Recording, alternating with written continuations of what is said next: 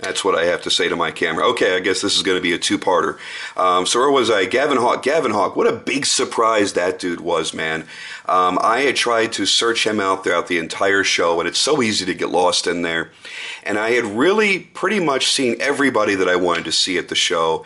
And it was Sunday. The show was over. We were all going to go out to a big lunch.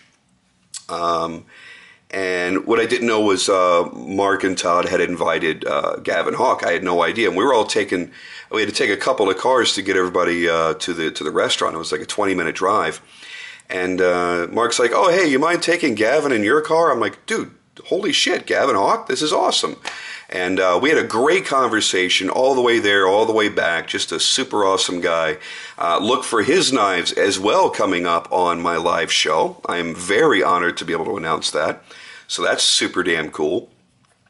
We're definitely going to start off with the muds, but I'm going to be able to get a couple customs here and there. I'm going to be dealing a lot mainly with his mid-techs, and I can't wait to do that. Brian Ty, always a great pleasure to see him. Just one cool cat, man, and I love his knives. This is now the fourth Brian Ty that I've purchased, and couldn't be happier. Could not be happier. Still own all my Brian Ties, and as you guys may remember, my Brian Ty, my Tycoon, that was my very first custom knife. That was the first time I made that step up from the lifelong of owning and collecting production level knives. Finally getting into a custom, so he was kind of like my gateway drug. Andre de Villiers, dude, what an awesome guy, man. He was so much fun to talk to at the show, making an outstanding product. And I think, honestly, it was him and John Graham that stole the show with mid-techs. I know a lot of people that picked up the Butcher mid-tech. This is obviously the custom. This is the mid-tech here.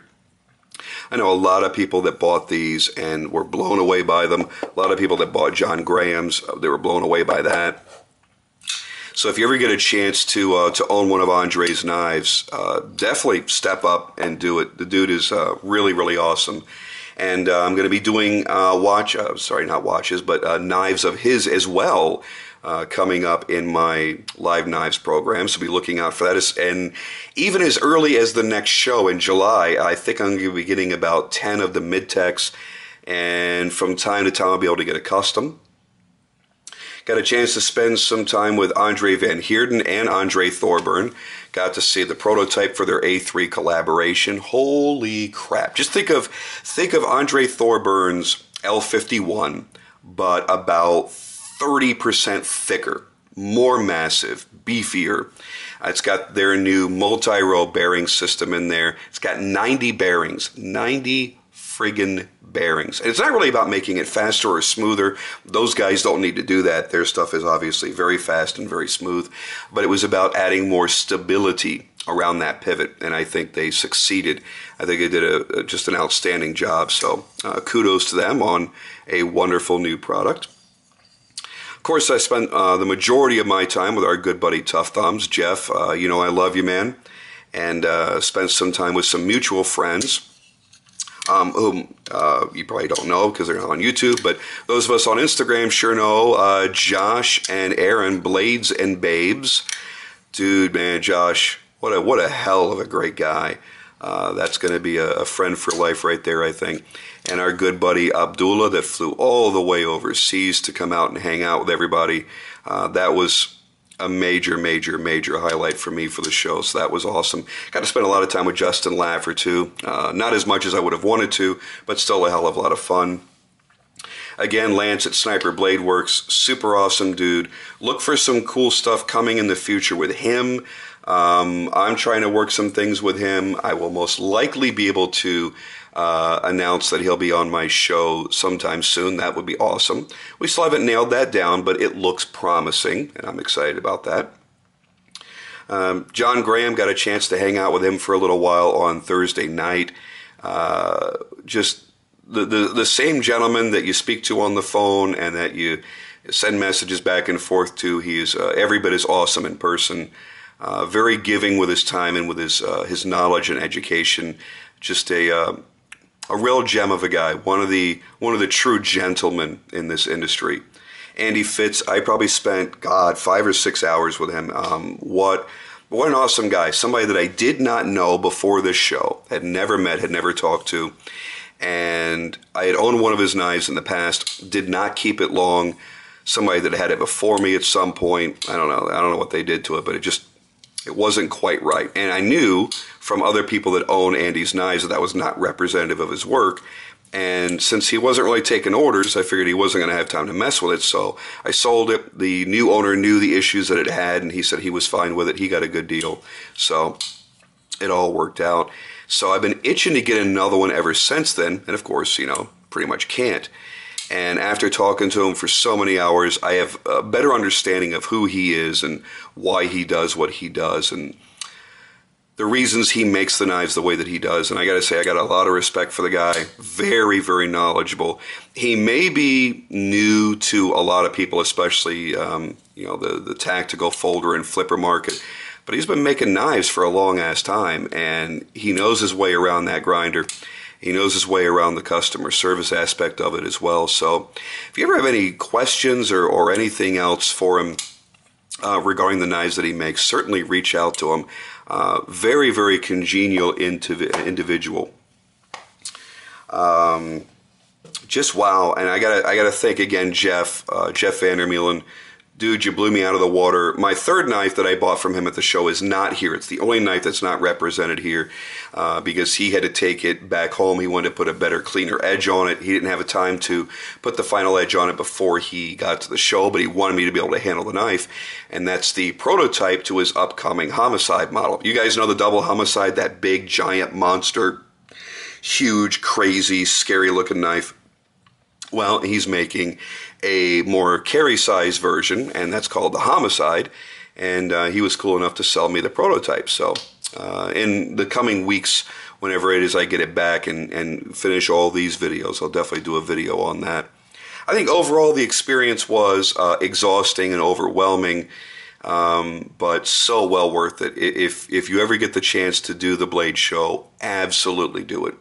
Even if you can only go for a day, even if you're not going to score your ultimate favorite knife, go there to meet these incredible makers in person, shake their hands, see why they do what they do and why they love to do what they do, and see the kind of amazing products that are out there from makers that maybe you've never heard of before. I got a chance to meet some new up-and-coming makers that I'm very, very excited about, one of which I did snag for my live show. He's going to supply product to me. I'm not going to say what his name is just yet because I do want to keep it as a surprise. So for those of you that maybe picked up when on the last show when I did those knives by Edison, Sharknivko, those little fins, and went, holy shit, where'd this guy come from? He's making such incredible knives already. That's the type of maker that I'm trying to bring into the show as often as I can. Somebody that's not on your radar yet, somebody that's extremely gifted, extremely talented, and creative. And one thing I did want to kind of mention, because people kind of, I think people were very surprised by this, as I was. I had the opportunity, let me kind of go back a little bit before I get into that story. When we decided to add the auction at the end of my last show, and we raised $2,500 for children's cancer research through the St. Baldrick's Foundation. It was an amazing thing, and it was just incredible. Right before the show and before we did that auction, I got a message from Lloyd, who made the knife for that auction, and he said, "Hey, I just got word from Mike Snody that he wants to kick in a crisis card to whomever wins that auction." I was like, dude, that was really cool. So I got Mike's number and I texted him a thank you and all that kind of stuff. And he replied very, very nicely. And we got the chance to finally meet at the Blade Show. And I got to tell you, that was probably one of the most interesting people I've met in my life. And I don't mean interesting in like a weird way. And he's not the dude that you see in most of the videos. Very, very insightful, very more intelligent than I think anybody would give him credit for. The guy is a real thinker, and it seems like he's always got something running in his mind. He has a plan for himself for the next year that sounds truly amazing. He is about to drop a big bomb on the knife industry, and y'all just better hold on. All I got to say to Mike is you've certainly earned my respect. I'm very glad to have gotten to meet you, and the things that we discussed as possible things for the future, I'm excited about that. I hope you're excited about that. I think it's a really cool thing. And, you know, a lot of us have different impressions of Mike. I've certainly had my impression. I've certainly been outspoken on that. Mike and I didn't get along a couple years ago. And now, boom, you know, it's shows like this where you get a chance to meet somebody face to face and really get to know them. Not bullshit internet, not posturing, not maybe being up on your hind legs, being defensive over some stupid comment on a video or on a Facebook post or something, but actually just kind of being real and just bullshitting and talking and getting to know each other. Totally different individual. And I got to tell you, I got to credit Jim Burke with that again, because we were talking about Mike just before the show. And he says, you know what? He says, Mike is somebody that I've come to really know and respect and have a great friendship with. And he says, when you get to know the man, not just the myth, you really get to understand a very interesting and creative individual. And Jim was right, absolutely 100% right. So I'm glad I had that opportunity. And this show gave me that opportunity that I wouldn't have had otherwise. And, you know, and the same thing goes for the Grimsmos. You know, I was rather outspoken on the work that they had done as well. Now, I formed my own opinion, and then I proved myself wrong by ponying up the money and buying my first Norseman just about a month ago. And after having owned that, I bought a second. And after having owned that, I was very excited about getting to the show to see what they were going to be bringing. And I thought I knew what I was going to buy. And then I looked over to the auction section where they had two knives, both that had this logo. One was all bronze and it had a Damasteel blade. And then there was this one with this unique play of color. And while I'm not much for soft pastel-y colors generally, there was something about this that said that I had to own it. So somebody bid, I think, $600 to start it off. I bid $800. And that bid sat there for a day and a half and nobody outbid me. And I kept going back and back and back just to make sure. And I am so very happy that I was able to win this. Great work all the way around. Super fantastic action. I mean, these guys are just awesome. And you know what? It was a shitload of fun getting a chance to talk to them. I had more of a chance to talk to Eric than to John. John was really super busy, as you would imagine. And wow. Really, just a great experience all the way around. Like I said, I don't think I met anybody at all there that I didn't like. I was sad that I didn't get a chance to see Tony Marfione again. Every time I went by his booth, he wasn't there. I'm sure the guy has a zillion meetings while he's at a show that big. So, hey, what are you going to do? Hopefully, next New York show, I'll get a chance to see him. But the hardware in this thing is incredible. Up at the pivot here and for the stop pin, totally cool. Great. I mean, an integral. Dude, he charged at his table $550, or I should say at his booth, $550 for a titanium integral, full custom, fully hand ground by him. I don't even know how that's possible.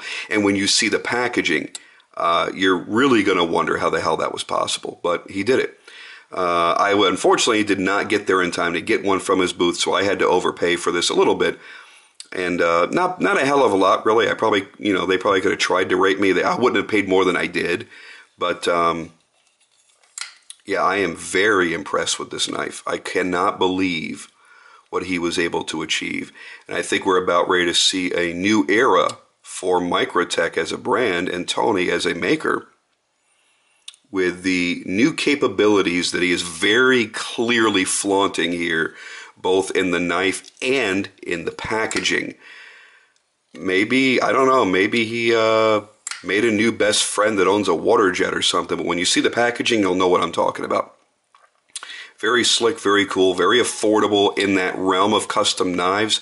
You could certainly consider that to be very, very affordable. All right, guys, I'm going to cut it off here. That's about 38 minutes so far, so I'm going to leave it at that. I hope you guys enjoyed the show. If you went, if you didn't go, I hope you guys get a chance to go sometime in the future. It really is worth doing whatever you can. If you got to work double shifts up until that point to get the time off, if you have to kiss up to your wife and make an extra trip to the in-laws to make up for it, then do it. It is so worth it. It is so much fun. And like I said, even if it's not to score knives, even if you're like, well, I'm not going to go because I won't have any money to buy knives, don't worry about buying knives. Go there and just feel the vibe, man. Feel the vibe. Feel what it's like. The air is electric. And in Atlanta, in that building, the air is also about 118 degrees at all times. So keep that in mind too. But the people there are amazing, the makers and also the fellow collectors. The people that you're going to meet there, just going to blow your mind. So with that, I'm going to say goodbye for now. I have to try and figure out what videos to do first here. I got a lot of requests already. It's probably going to be that one. So I'm going to go for now, guys. Thank you ever so much, and I will see you on the next video.